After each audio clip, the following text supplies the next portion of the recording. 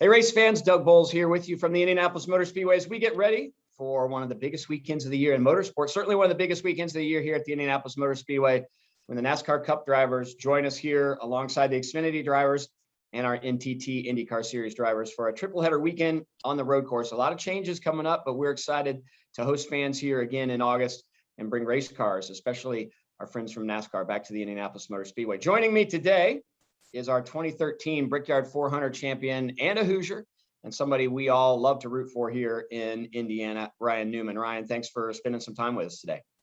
Hey, Doug, thank you. Look forward to it. I just want to we'll just kick it off and we'll just jump right in. Growing up in Indiana, you had an opportunity, obviously, to see the Indy 500, to see Brickyard really from the moment in '94 when it was on the oval. You have won 18 times in your career, all on the oval. Probably a little bittersweet for you thinking about the switch from the oval to the road course, but are you excited about this weekend? Well, coming off my stellar finish as a back marker there at Watkins Glen of 25th, yeah, I mean, I would much rather be on the oval. I don't know that I finished on the oval with all four fenders on it worse than probably 15th ever. So, yeah, I'm a traditionalist, you know that. I love the history of the bricks and the Brickyard and the Speedway and the people around it, because it is home for me. And really, I guess deep down, if I had to vote and raise my hand, I'd raise my hand for the oval, not the road course. But it is what it is.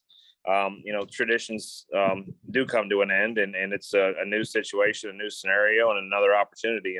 And to put your name in the record books, albeit crossing the yard of bricks the opposite direction, that would be something pretty spectacular as well. So we'll do our best and see what we can do to have fun. How important I know 2013 was a bit of a challenging year for you, and you actually come to the Indianapolis Motor Speedway and you pick up that win in the Brickyard 400. How big of a win was winning the Brickyard 400 in 2013 for you versus just winning it in any other year? Well, it was so bittersweet because I literally got the notice that I was not going to be back at Stewart-Haas the next year. We were trying to make our way into the playoffs. We were obviously trying to, perform, and we came there after getting that notice and then won the pole, backed that up with a little bit of strategy and winning the race, had an amazing car. Kind of made a statement, I guess you could say, that I think there was a bit of an internal grin as well, but either way, it was an amazing weekend. Most people know that South Bend, Indiana is home for me. Indiana's always been home. I spent a lot of time out in Pittsburgh at Jeff Gordon's old residence, where our Silver Crown shop was in '99. Literally slept in a barn just to try to win that championship, and I think I'd go back to sleeping in a barn just to try to get a top 5 right now in the Cup Series. So thankfully I got a barn right behind me. So if anybody has any kind of voodoo sense, let me know.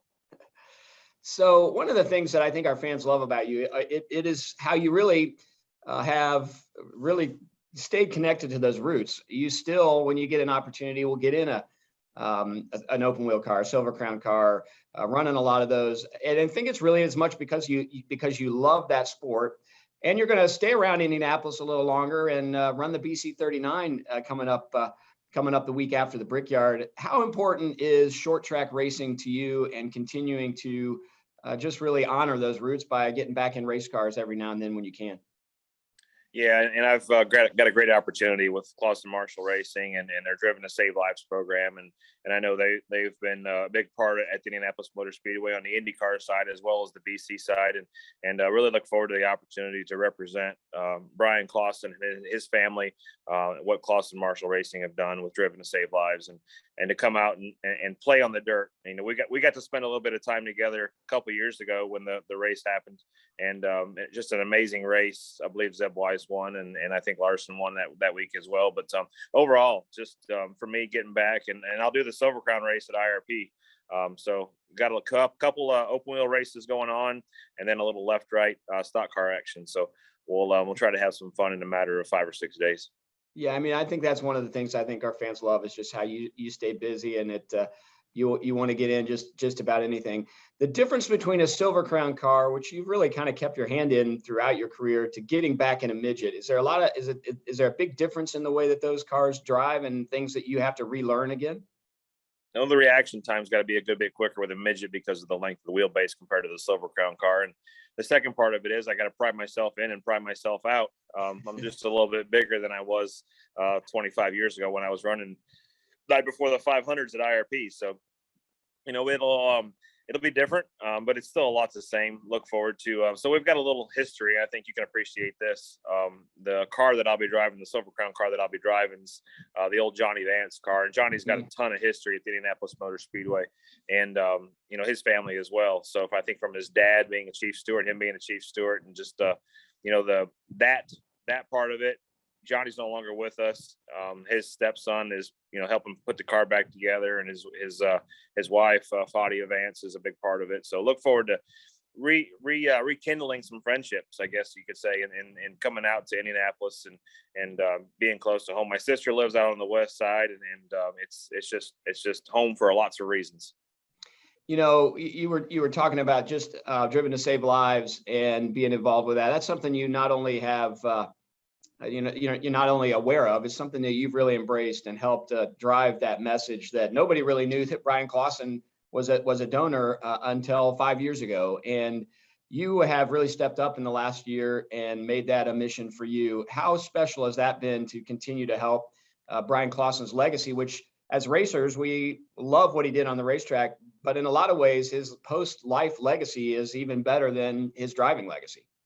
Yeah, it's really special for me. I mean, I signed up to be an organ donor when I got my driver's license a long, long time ago. And the reality is that could have been me. Nobody plans on making that step to heaven, but it happens. And when it happened to him, he became a legend. He became a hero. He saved a bunch of lives, and he spreads a message that just lets everybody know that it's super important to help make that step to be an organ donor, to save lives, not just for your family, but for other families, for future generations to come. So I'm proud to represent the Indiana Donor Network, Driven to Save Lives, the Clausen family. And, I'm just a old open wheel driver who's got a cup career and has had a cup career. But in the end, it feels special to be a part of that family.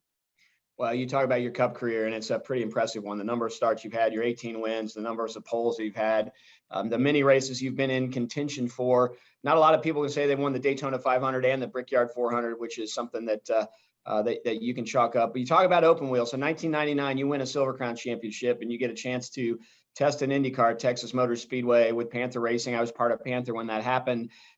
Was that a special day when you actually got to get in an IndyCar? Probably at that point, and knowing that you might end up going the NASCAR route anyway. How fun was that test? It was fun, and it was a little bit bittersweet, I guess you could say, because it was a rewards program that USAC had, and an amazing opportunity.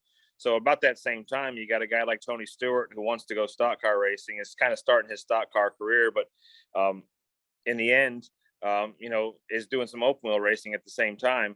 And, for me, I wanted to do stock car racing. So, it was an opportunity to get some experience behind the wheel of an Indy car and go 213 plus, I think is what we ran at the Texas Motor Speedway. But it didn't change what I wanted to do and where I wanted to be and what I wanted to make a career out of. And I'm just really excited and an amazing time back in that day to get that opportunity, because I don't know that the last time it's happened. I think it's been quite a while. Yeah, I can't remember if you were the last year to do that or they did it one more year following that, but it has been a while since that program was in place.